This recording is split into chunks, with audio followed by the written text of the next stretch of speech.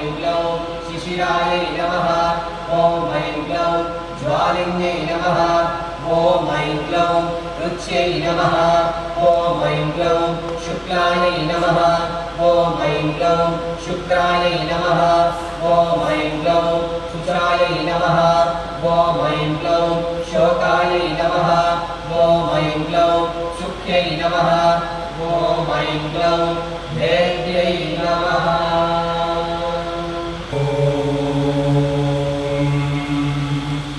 वन्देऽहं मङ्गलात्मं गणानां वा गणपादिज्ञ हवामहे प्रियाणां वा प्रियपादिज्ञ हवामहे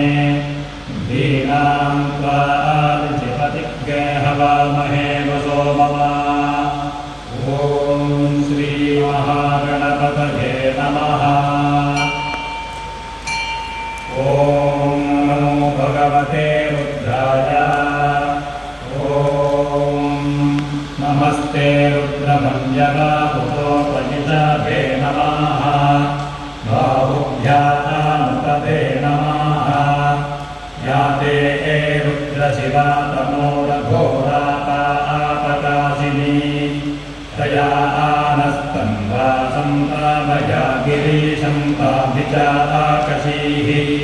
यामिषं गिरिशन्तहस्ते विपर्श्यस्तावे शिवाङ्गे प्रदां पुरुषं जगत्